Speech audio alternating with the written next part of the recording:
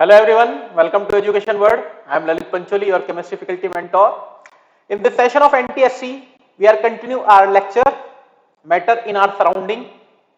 So previously हम लोगों ने जो स्टडी की बेटा वो की बॉइलिंग पॉइंट पे, कंडेंसेशन पॉइंट पे, इससे पहले हम लोगों ने पढ़ा इंटर कन्वर्जन। तो हम लोग जो है अभी इंटर कन्वर्जन पे चढ़ रहे और हमारा तीसरा टॉपिक या तीसरा पार्ट इसमें आ चुका है बेटा, the direct inter conversion of solid into gases state and vice versa.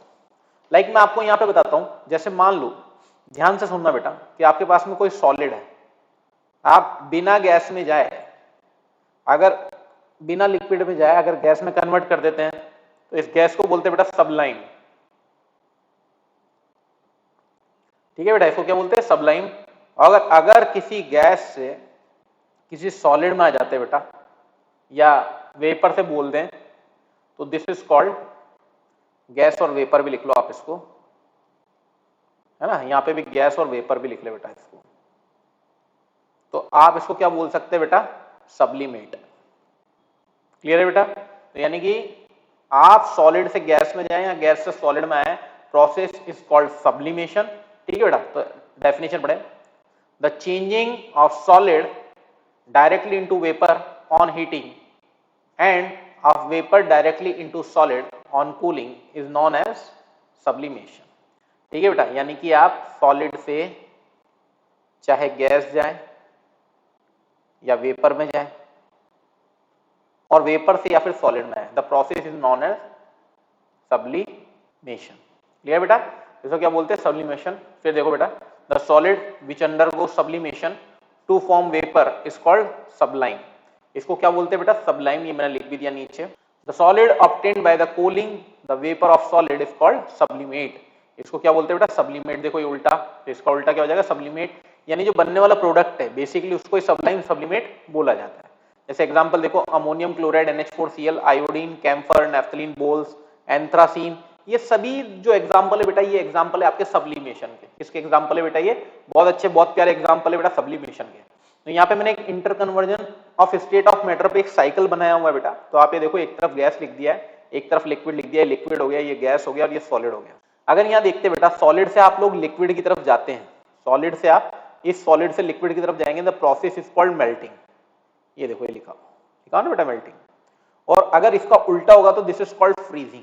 और दोनों ही किस टेम्परेचर पे होते हैं बेटा? 0 डिग्री सेल्सियस पे। ये बात भी मैंने बता दी आपको। अगर अपन यहाँ बात करते हैं बेटा वेपराइजेशन और कंडेंसेशन, अगर लिक्विड से आप जाते हैं बेटा गैस में, the process is known as vaporisation. और अगर इसका उल्टा प्रोसेस करते हैं, वाइस वर्सा करते हैं, तो कंडेंसेशन ये किस पे होगा बेटा? 100 डिग्री सेल्सियस पे।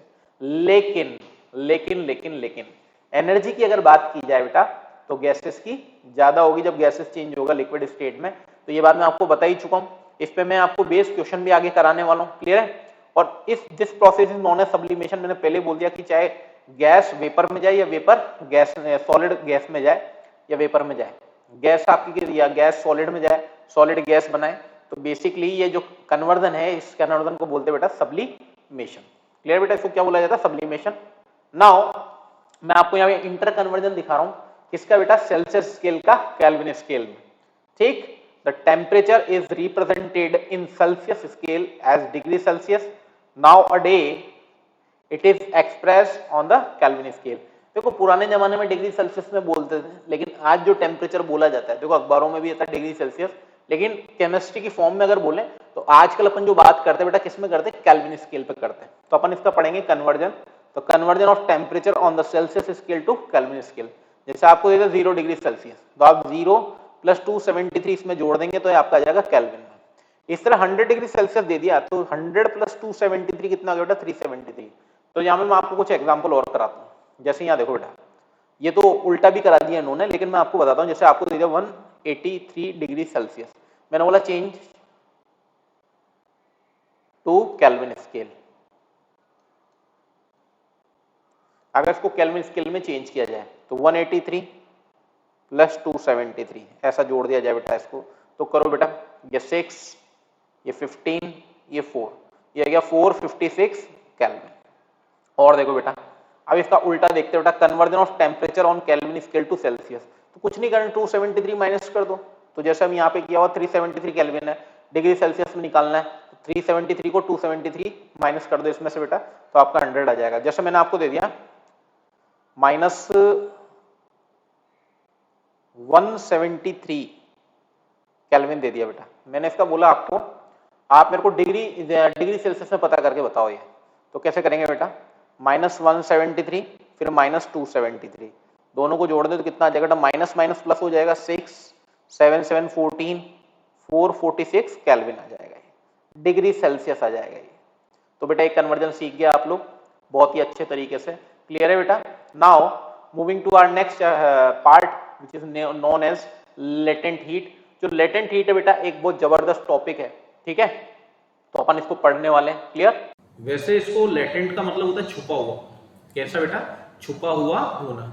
तो हमको इतनी हीट चाहिए कि हम जो है बेटा 1 किलोग्राम हो कोई भी मैटर का, ठीक है ना, 1 किलोग्राम कोई भी मैटर का हो उसको दूसरी स्टेट में कन्वर्ट कर पाए। So the amount of heat energy required to convert the state of 1 kilogram of any matter into the another physical state is known as latent heat. 1 kilogram matter कोई भी हो उसका स्टेट कुछ भी हो, ठीक है ना, उसको दूसरी स्टेट में चेंज करने के लिए जो हीट एनर्जी रिक्वायर्ड है which is called latent heat, उसी को क्या बोला जाता है बेटा, लेटेंट हीट कहा जाता है। तो सबसे पहले अपने पास में आती है लेटेंट हीट ऑफ फ्यूजन, ठीक है बेटा।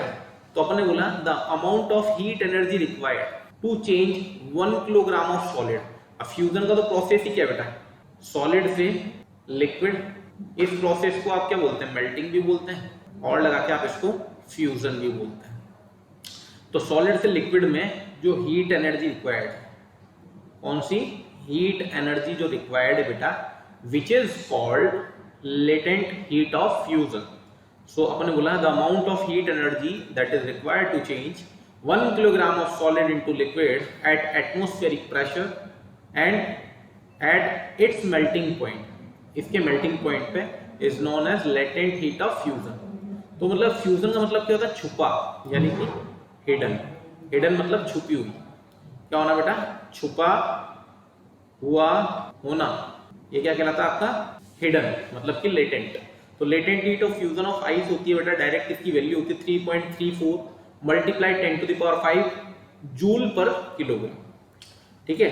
तो particle of water at 0 degree Celsius have more energy as compare to the particle of ice at the same temperature, ठीक है बेटा। तो अपन ने बोल दिया पार्टिकल ऑफ वाटर जो होते हैं उनकी एनर्जी ज्यादा होती है पार्टिकल ऑफ आइस की तुलना में सेम टेम्परेचर, ठीक है बेटा, उनकी एनर्जी ज्यादा होगी वाटर के मॉलिक्यूल्स की, clear. Moving to the next, अब हम लोग बात करेंगे लेटेंट हीट ऑफ वेपराइजेशन।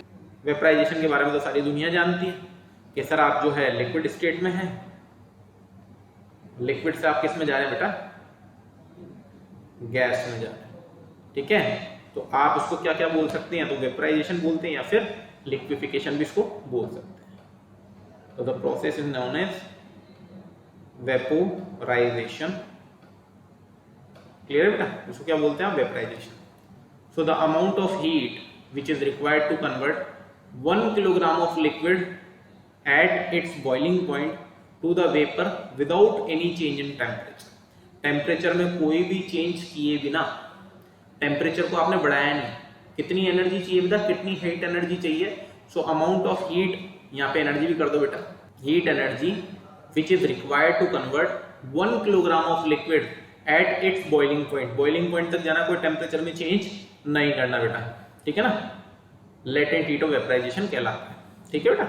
तो ये होती है इसकी वैल्यू, अगर latent heat of vaporisation of water की बात करें तो ये होती है 22.5 multiply 10 to the power 5 joule per kilogram होती है, इतनी लेटेंट हीट ऑफ वेपराइजेशन आपकी होती है।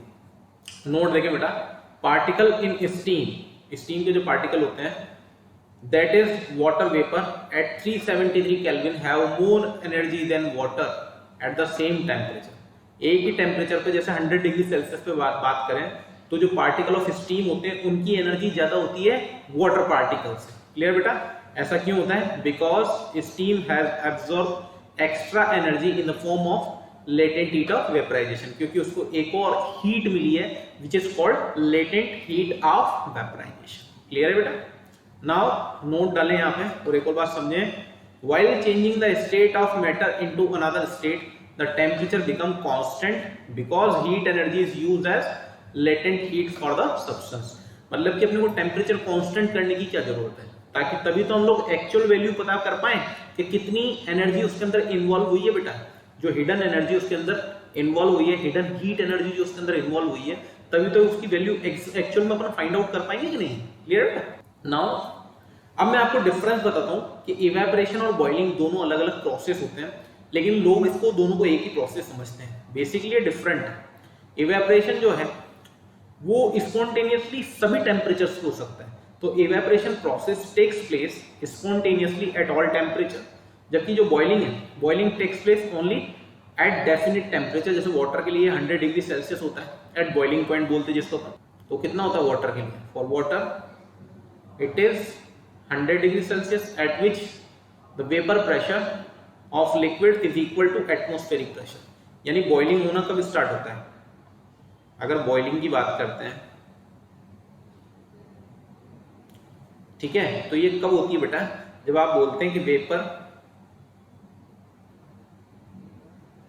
है ना प्रेशर ऑफ लिक्विड इक्वल हो जाता है बेटा एटमॉस्फेरिक प्रेशर, उसके इक्वल हो जाता है, तो फिर बॉइलिंग होना स्टार्ट हो जाता है। बॉइलिंग होना क्या हो जाता है बेटा, स्टार्ट हो जाता है। Clear. Evaporation takes place only at the surface of the liquid. ठीक है, जब इवेपोरेशन कब होता है, जब सरफेस पे पड़ा हो किसी पे, तब ना इवेपोरेशन होगा, ऐसे रखे रखे में थोड़ी ना इवेपोरेशन होता है। और boiling takes place even below the surface of the liquid in the form of bubble. Bubble बबल में भी होती है, जैसे लाइक आप ये बोले गिलास के अंदर रखा हुआ है, तो आप पूरे को तो अंदर बॉइलिंग कर सकते हो उसके अंदर, लेकिन इवेपोरेशन के बीच में से तो ना कुछ जा नहीं सकता, जो सरफेस पे उसी से कुछ ना कुछ जा सकता है। ठीक है बेटा, it is a surface phenomena, it is a bulk phenomena. तो ये बल्क में होता है, ये सरफेस के ऊपर ऊपर से होता है, ये अंदर से भी होता है, लेकिन ये केवल और केवल सरफेस से ही होता है। क्लियर बेटा। नाउ अब आप लोगों को ये पता चलना चाहिए, जैसे जो कपड़े सूखते हैं उनके अंदर होता है इवेपोरेशन, और जो पानी को पतीले में डाल के उबाला जाता है वो आपका होता है बेटा बॉइलिंग। क्लियर है, इसको वेपराइजेशन भी बोलते हैं। ठीक है। नाउ अब हम लोग आ जाते हैं बेटा अपने नए सेगमेंट पे, और इसी के लिए तो हम लोग तैयार होने वाले हैं, जिसका नाम है multiple choice question with one correct answer. इसी तरह के क्वेश्चन और इसी पैटर्न से आपके पास में क्वेश्चन आने वाले हैं। तो ये बोल रहा है बेटा when iron nail are placed in copper sulphate solution, अगर किसी आयरन नेल को कॉपर सल्फेट सोल्यूशन में डाला जाए तो आफ्टर 10 मिनट्स क्या होता है, it's blue colour disappear and the solution appear. तो जनरली मैं आपको समझाता हूँ, एकदम सुनना बेटा। आयरन नेल है आपका सॉलिड, अगर इसे कॉपर सल्फेट के सोल्यूशन में डालते हैं, कॉपर सल्फेट सोल्यूशन बेटा वो ब्लू कलर का होता है। कैसे कलर का होता है, ब्लू कलर, एक्वस। तो बेटा रिएक्टिविटी सीरीज में जो आयरन है आपका वो कॉपर से पहले आता है, तो इसको इसकी जगह से डिस्प्लेस कर देता है, तो इसका कलर होता है बेटा ब्लू। ठीक है, तो आयरन नेल क्या है, धीरे धीरे ग्रीनिश कलर देने लगता है, यानी कि ये बनाता है FeSO4, जो सॉल्यूशन होता है आपका वो ग्रीनिश कलर का हो जाता है, और कॉपर जो है चुपचाप जाके बाजार में बैठ जाता है मुंह सो जाकर। तो ऑप्शन आना चाहिए इसका मेरे हिसाब से डी। देखते हैं भाई, तो ऑप्शन डी है। क्लियर है बेटा, देखो आंसर भी इसका डी आ रहा है, जो एग्जामिनर चेक करे उस तरीके से इसको डाला हुआ है। Clear. Now moving to the next, ये बोल रहा है which of the following compound when dissolve in water give coloured solution. इनमें से ऐसा कौन है जिसको अगर पानी में डाला जाए तो वो कलर सॉल्यूशन देता है। ये नहीं देता है, शुगर तो कतई नहीं देता, आप खुद डाल के देखें, सोडियम क्लोराइड भी नहीं देता है, ये भी नहीं देता है। तो ये सब तो सॉल्ट हुए बेटा, ये भी सॉल्ट ही होने को तो, लेकिन इसका खुद का ही कलर क्या होता है, ये होता है क्रिस्टल, तो ये होता है CuSO4। और अभी इसका मैंने कौन सा कलर लिखा था बेटा, ब्लू, पिछले क्वेश्चन में। तो अगर इसका आंसर आना चाहिए तो क्या आएगा बेटा, ये देखो डी फॉर दिल्ली। तो दिल्ली इसका सही आंसर हो जाएगा बेटा, दिल्ली इसका क्या हो जाएगा, करेक्ट आंसर हो जाएगा। क्लियर। नाउ अपने नए क्वेश्चन की तरफ चलते हैं, और अच्छा क्वेश्चन है। So on adding an aqueous solution of barium chloride to that of sodium sulphate, अगर हम लोग क्या कर रहे हैं बेटा, देखो ध्यान से सुनना बेटा, हम लोगों ने लिया बेरियम क्लोराइड, इसका ले रहे हैं एक्वस सॉल्यूशन, हम लोग इसको डालते हैं सोडियम सल्फेट में, Na2SO4 डाल दिया। तो इसमें डालने के बाद क्या हुआ, तो इमीडिएटली क्या आता है बेटा, इमीडिएटली हमेशा प्रेसिपिटेट आता है दुनिया में, इमीडिएटली क्या आता है बेटा, प्रेसिपिटेट आता है। ठीक है, लिखा भी हो दो ऑप्शन में, तो प्रेसिपिटेट लिखा भी है, एक इसमें लिखा हुआ है, एक इसमें लिखा हुआ है। चेक करते हैं बेटा क्या आएगा, तो ये आ जाएगा BaSO4 आ जाएगा, ये आ जाएगा सॉलिड, और साथ में आपका बन जाएगा NaCl का एक्वस सॉल्यूशन। क्लियर बेटा, तो इसका ऑप्शन आ जाएगा आपका व्हाइट कलर का प्रेसिपिटेट ये बनाता है। तो इसका जो कलर होता है बेटा बेसिकली वो होता है व्हाइट प्रेसिपिटेट। क्लियर है, इसका जो ऑप्शन बनता है क्या बनेगा बेटा, व्हाइट प्रेसिपिटेट आता है इसका। Now moving to our next question, 4 number question आ रहा है बेटा, what is observe when iron nail are added to copper sulphate solution. क्या होता है बेटा, the solution become pale green and reddish brown deposited in the scene on the iron nail. ऐसा होता है क्या, सॉल्यूशन बिकम कलरलेस, तो ये तो बिल्कुल गलत है। देयर इज नो रिएक्शन, ऐसा भी नहीं है। अगर आप आयरन नेल को कॉपर सल्फेट में डालते हैं, मैंने अभी लिखवाया भी था, this is your iron nail, this is your copper sulphate, दोनों को डालने पे देता है बेटा FeSO4 का एक्वस सॉल्यूशन देता है, और साथ में कॉपर का सॉलिड देता है। तो solution become pale green and no change is observe in the send the iron nail.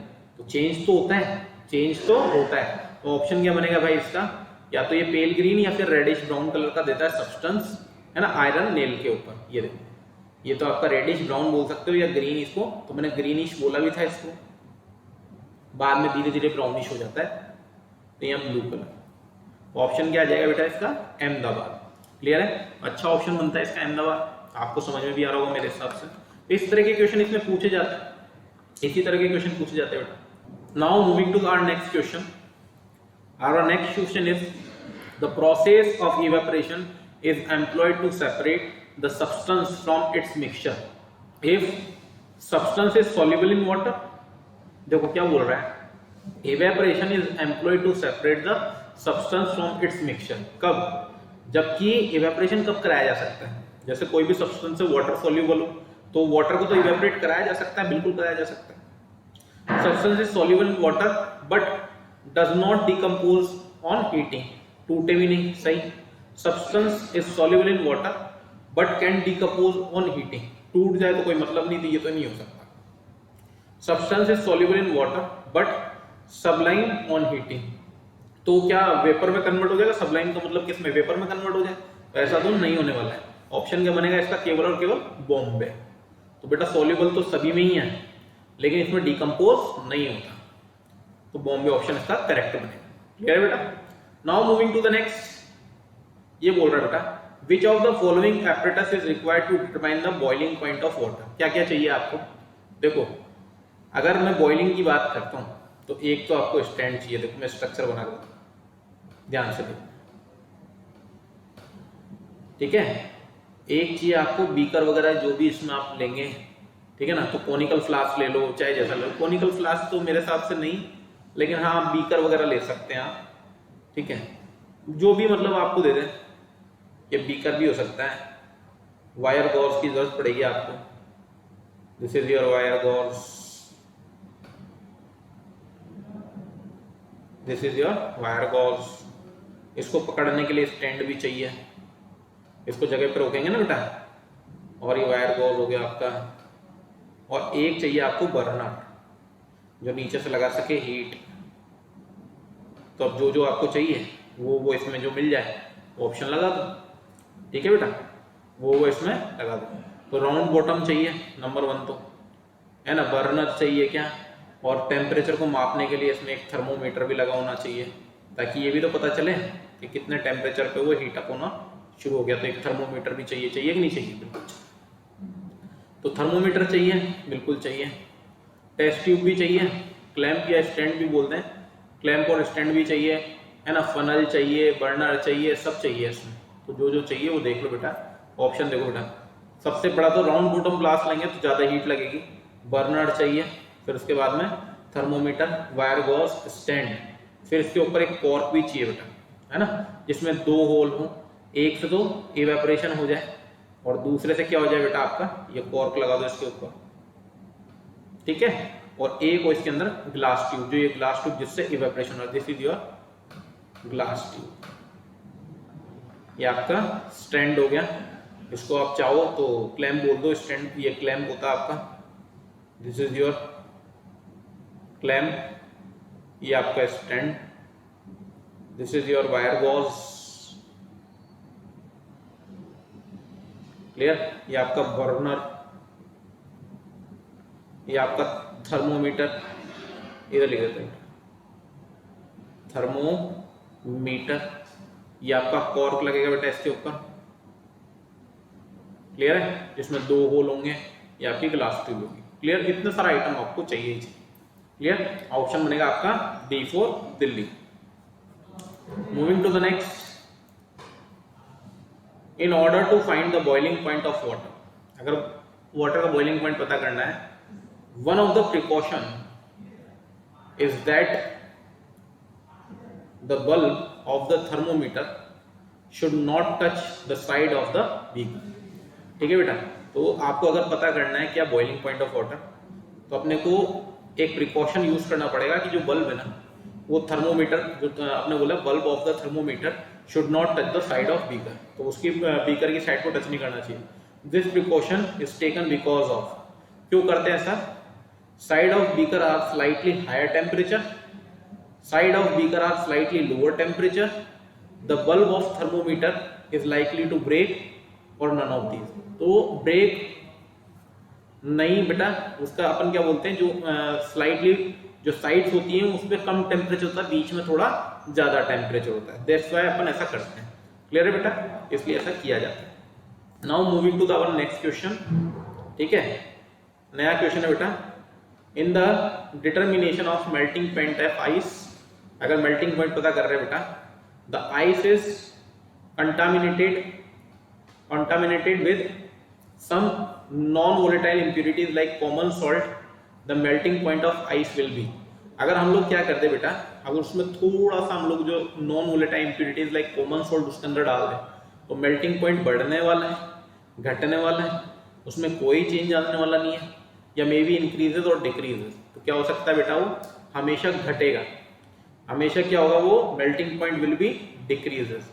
अब ऐसा क्यों होगा बेटा, क्यों, क्योंकि एक नया सब्सटेंस आ गया है, तो उसका भी मेल्टिंग पॉइंट उसके साथ जुड़ जाएगा, ठीक है ना, तो वो उसके मेल्टिंग पॉइंट को बेसिकली क्या करेगा, घटा देगा, तो वो 100 डिग्री सेल्सियस था, मेल्टिंग पॉइंट और बढ़ जाएगा, क्लियर है बेटा। Now moving to our next question, while determining the boiling point of water the thermometer should kept in such a way that the bulb, तो हम लोग क्या करते हैं, remain dip in water, remain just above the surface of water in touch with the bottom of container, या remains near the cork of the container। तो हमको कहाँ रखना पड़ता है बेटा, हम लोगों को उसको पानी के तो अंदर रखना है, हम लोग क्या बोलते हैं, just above the surface of water, नहीं ऊपर नहीं रखते हैं, डिप करके रखना पड़ता है बेटा, क्या करके रखना पड़ता है उसको, डिप करके रखना पड़ता है। तो ऑप्शन लगाओ इसका अहमदाबाद, ऑप्शन क्या आ जाएगा बेटा इसका ए, बहुत ही प्यारा सा ऑप्शन, बहुत ही अच्छा ऑप्शन, आप लोग समझ में भी आ रहा हूँ मेरे हिसाब से। अब देखिए बेटा, क्वेश्चन नंबर 11 की बात कर रहे हैं, the energy of particle in steam is 373 kelvin. तो एनर्जी ऑफ वाटर, ये मैंने अभी जस्ट ही पढ़ाया आपको, इसीलिए लेक्चर में अपन ने इसको पढ़ा है कि लेटेंट हीट, जब मैं पढ़ा रहा था आपको तब मैंने ये बात बोली कि energy of particle of steam is greater than energy of particle of water eight 373 kelvin. तो ऑप्शन तो इसका सीधा ही बनता है बेटा, क्या, ए फॉर एप्पल, क्या बन जाएगा बेटा, मैंने लिखाया भी था, energy of particles of steam या in steam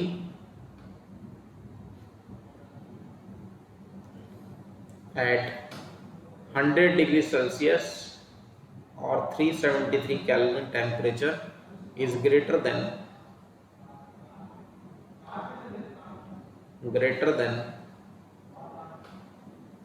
energy of particle in water, ठीक है बेटा, वाटर से ज्यादा होता है। ऑप्शन ए फॉर अहमदाबाद या ए फॉर एप्पल बोल दे बेटा।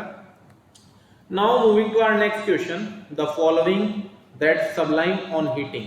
अब ये तो दुनिया ही जानती है। अगर ध्यान से देखना बेटा, सॉलिड से आप लोग जाएं लिक्विड, नहीं क्या जाए बेटा, गैस, तो इस प्रोसेस को बोला जाता है सब्लिमेशन। अब देखो यहाँ सारे जो दिए हुए हैं, ये आइस है, ड्राई आइस है, वाटर वेपर है। तो देखो बेटा, अगर आइस से आप कहाँ जाएंगे, डायरेक्ट गैस में तो नहीं जा सकते, पहले लिक्विड जाना ही पड़ेगा। पहले आप लिक्विड जाओगे और फिर ही आप गैस जाओगे, ठीक है बेटा, पहले तो ये देखो। लेकिन एक ऑप्शन है आपके पास में ड्राई आइस, तो ड्राई आइस सॉलिड से आप डायरेक्ट जा सकते हो किसमें, गैस में। अगर ड्राई आइस से, ठीक है, आप लोग गए गैस की तरफ, तो ये क्या होगी बेटा, ये हो जाएगी आपकी सबलाइन। मैंने लिखाया भी था, अगर आप लोग गैस से ड्राई आइस आते ना बेटा, तो ये हो जाती सब्लिमेट। तो ये सबलाइन हो रही है, तो ऑप्शन क्या बनना चाहिए इसका, बी फॉर बम्बई। देखो बिल्कुल सही, एकदम बम्बई आंसर आ रहा बेटा इसका। Now moving to the next, हमारे पास में दिया बेटा melting point of 4 solid A B C D.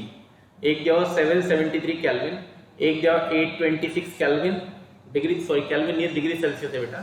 773 degree Celsius, 826 degree Celsius, 932 degree Celsius और 1238 degree Celsius respectively. The one which has strongest force of attraction between its particle.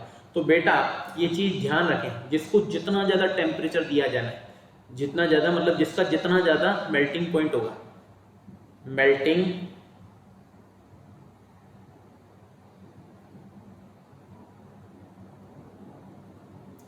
Point अगर ज्यादा है तो फोर्स ऑफ अट्रैक्शन में क्या, उसमें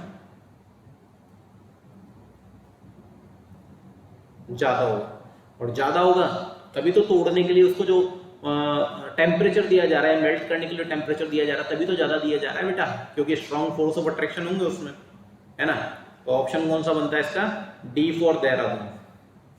आप खुद ही लगा के देख लो, खुद को भी समझ में आ रहा होगा आपको। Now moving to the next question, our next question is the normal atmospheric pressure is. Normal atmospheric pressure क्या है बेटा, 1 atm, इसको 1 atm भी बोलते हैं बेटा। ये 1.1 10⁵ पास्कल है बेटा, है ना, करेक्ट कर देना। 1.01 मल्टीप्लाई 10⁵ पास्कल है। इसके बाद में 1 बार है या 1 टोर है, तो इसमें से ऑप्शन आपका जो आना चाहिए वो आएगा ए फॉर एप्पल। कारण क्या है बेटा, क्यों, क्योंकि एटमॉस्फेयर का जो प्रेशर होता है वो 1 atm होता है, 1 बार में नहीं दिया जाता, टोर में नहीं दिया जाता, पास्कल में भी नहीं दिया जाता, पास्कल, ठीक है बेटा। ये सब तो गलत हो जाएंगे, केवल कौन सा सही हो जाएगा आपका, A for apple. Clear. Now moving to the next question, rate of evaporation is highest in, किस में ज्यादा होता है बेटा, रेट ऑफ इवोपरेशन किस में ज्यादा होगा, an open vessel of diameter 25 degree Celsius, an open vessel of diameter 30 centimetre, इसका 27.5 और इसका 26। तो ये देखो ये रेडियस है, यहीं पे आपको घुमा दिया उसने। अगर मैं इसका डायामीटर निकालूंगा ना तो कितना आ जाएगा, 52 सेंटीमीटर। और आप यहां से ये देखते कि जिसका डायामीटर ज्यादा है, जिसका डायामीटर ज्यादा है उसमें रेट ऑफ इवेपोरेशन भी ज्यादा होगा।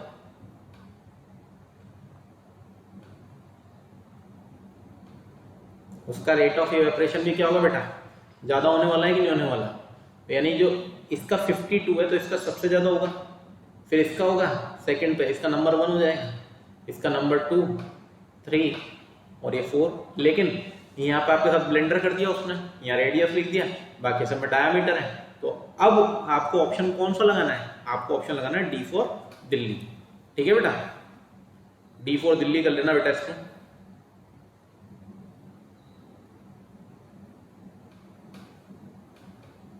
यहाँ पे गलत प्रिंट हो गया है, इसको डी फॉर दिल्ली का। ठीक है बेटा, क्यों, क्योंकि यहाँ रेडियस लिखा हुआ है इसलिए। नेक्स्ट क्वेश्चन है अपना, ये क्वेश्चन एनटीएससी में आया हुआ है बेटा, प्रीवियस ईयर में क्वेश्चन आया हुआ है। By which property are gases and liquid different from the solid, किससे अलग है?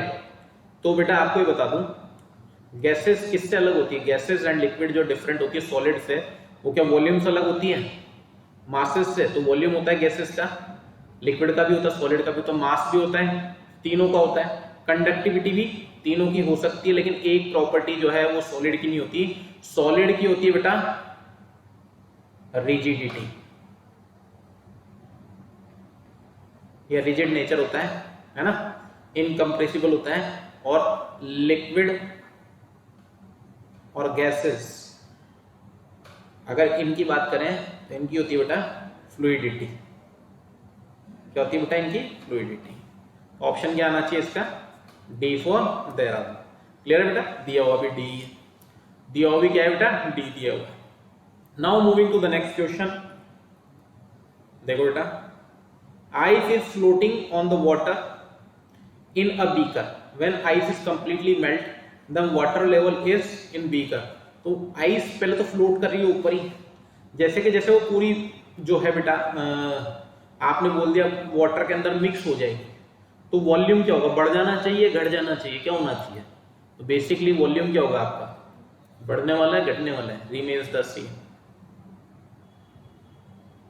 वॉल्यूम चेंज नहीं होगा बेटा, वॉल्यूम किसी भी तरीके से चेंज नहीं होगा। आइस अभी फ्लोट कर रही है, आइस क्या कर रही है बेटा? फ्लोट ही तो कर रही है, किसके ऊपर? बीकर के अंदर। व्हेन ये कंप्लीटली मेल्ट हो जाएगी, अभी फ्लोट करेगी पानी के ऊपर धीरे धीरे, उसमें मेल्ट हो जाएगी तो वाटर लेवल के इक्वली हो जाती है, तो remains the same is the correct answer. आप लोगों लगेगा हमेशा इंक्रीज होने वाली है या फर्स्ट इंक्रीज देन डिक्रीज, ऐसा नहीं होता बेटा, वो हमेशा सिमिलर ही रहती है। ऐसा आपको लगता है कि वो वॉल्यूम बढ़ जाने वाला है। क्लियर है? Now moving to the next question, the boiling point of a glass is minus 80 degree Celsius. Glass का या sorry the boiling point of gas is minus 80 degree Celsius. इसका boiling point दे दिया है। The temperature is evident to, अगर हम लोग इसको convert करें केल्विन में तो करें बेटा, डिग्री सेल्सियस को चेंज कर रहे हैं तो डिग्री सेल्सियस में दिया हुआ आपको -80, इसको केल्विन में पता करना है अपने को, केल्विन में कितना होता है। तो देखो इसको निकालते केल्विन में तो 273 इसमें जोड़ दिया जाए -80 के अंदर, तो जोड़ो बेटा, कम कर दो इसको तो कितना आ जाएगा? 193 केल्विन। कितना आ जाएगा बेटा? कौन सा ऑप्शन करेक्ट होगा इसका? B for Bombay. दिया हुआ भी आपके सामने ही है, दिया हुआ भी आपके सामने ही है। Moving to the next question, when the solid melts its temperature, अगर सॉलिड को मेल्ट किया जाए तो उसका टेम्परेचर क्या होता है? घटता है या सबसे पहले बढ़ता है, डिक्रीज होता है? Remains constant, first increases then decrease. तो सॉलिड जब भी मेल्ट होगा बेटा, टेम्परेचर तो हमेशा क्या होगा? कांस्टेंट ही रहेगा। मेल्टिंग के केस में कांस्टेंट रहेगा टेम्परेचर। क्यों? देखो इस सुनो मेरे ढंग से सुनना, अगर जैसे आइस की अपन बात करते हैं तो आइस अगर 0 डिग्री है तो 0 डिग्री पे तो किस पे चेंज होती है वो? लिक्विड वाटर में, लिक्विड वाटर में चेंज होती है बेटा। क्लियर? तो ऑप्शन क्या बनता है इसका? Remains constant. Now moving to the next, a drop of each of two non-corrosive or non-irritating liquids A and B at a temperature of 22 degree Celsius are placed on the skin. दो corrosive आपने non irritating liquid ले लिया बेटा, non corrosive है और non irritating है, ठीक है ना। टेम्परेचर 22 डिग्री है, इनको डाल दिया बेटा स्किन के ऊपर। Liquid A gives more cooling sensation than liquid B. Which of the following can be said about the liquid A and B? Liquid A जो है higher boiling point है than liquid B से। Liquid A has higher latent heat of vaporization than liquid B. Liquid A has lower heat of vaporization than liquid B. And the last one is the boiling point of liquid A and liquid B are equal. तो बेटा आपको cooling sensation कौन देगा? 22 degree Celsius की बात बोल रहा है बेटा, तो क्या ज्यादा होने वाला है इसका? ठीक है, तो बॉइलिंग पॉइंट ज्यादा होगा, तो जो आपको ठंडा एहसास दे रहा है 22 डिग्री सेल्सियस पे, तो उसका बॉइलिंग पॉइंट तो ज्यादा ही होने वाला है बेटा, ठीक है ना। और दूसरी बात, इसका ऑप्शन जो दिया हुआ है इन्होंने, वैसे तो सी दिया हुआ है, वैसे इसका ऑप्शन क्या दिया हुआ है बेटा, सी दिया हुआ है। तो मैं आपको बता दूं, ध्यान से सुनना बेटा, दोनों ही लिक्विड है 22 डिग्री सेल्सियस पे, एक आपको कूलिंग सेंसेशन दे रहा है, तो अगर जब अपन उसको हीट अप करेंगे तो अपने को क्या करनी पड़ेगी, एनर्जी भी तो ज्यादा देनी पड़ेगी। तो अपने क्या बोलते हैं बेटा, लोअर होती है इसकी लेटेंट हीट ऑफ वेपराइजेशन। इसकी लेटेंट, इसके अंदर जो छुपी हुई ऊष्मा है बेसिकली, अपन क्या बोलते हैं, हिडन एनर्जी क्या होती है, खुद के पास होती है, जिसकी वजह से वो कन्वर्ट होता है। तो वो एनर्जी उसके पास में कम है, तभी तो वो कैसी कूलिंग सेंसेशन दे रहा है। एनर्जी जिसके पास में लो होगी बेटा, तभी तो कूलिंग, तो अपन यहाँ पे लिख भी देते हैं, एनर्जी की वैल्यू कम होगी या एनर्जी कम होने वाली है, तो लेटेंट हीट ऑफ वेपराइजेशन भी तो क्या होगा, लेटेंट हीट ऑफ वेपराइजेशन भी क्या होगा बेटा, लोअर होगा। तो बी से कम हो जाएगा, तो ए का तो ज्यादा है, ए की एनर्जी कम है, energy of A is lower than energy of B. Clear बेटा, बी की ज्यादा होगी, ए की कम होगी, जिसकी वजह से कूल करेगा और ये कूल नहीं करेगा, तो इसकी heat, latent heat of vaporization भी क्या होगी, लेटेंट हीट ऑफ वेपराइजेशन भी क्या होगी बेटा, लो हो जाएगी इससे मुकाबले, इसके मुकाबले। क्लियर है बेटा, तो ये इस तरीके का ऑप्शन आप इसका डाल सकते हैं। तो ऑप्शन आ जाएगा इसका चेन्नई। ऑप्शन क्या आ जाएगा बच्चे इसका, चेन्नई। तो देखो इस तरह के क्वेश्चन आपके एनटीएससी में आते हैं और ये प्रीवियस ईयर में आया हुआ क्वेश्चन है आपका। तो बेटा this is all about the matter in our surrounding. अब हम जब मिलेंगे तो नए चैप्टर के साथ मिलेंगे, ठीक है, एनटीएससी में। और आपको तैयारी करते रहना पूरे जोश के साथ, पूरे होश के साथ, और आप लोग जुड़े रहे हमसे यूट्यूब पे। अगर आपको हमारा लेक्चर बहुत ज्यादा पसंद आ रहा है तो हमारे यूट्यूब चैनल को सब्सक्राइब करें, शेयर करें, कमेंट करें, लाइक करें बेटा। मिलते हैं नेक्स्ट लेक्चर में। जय हिंद, जय भारत, थैंक यू।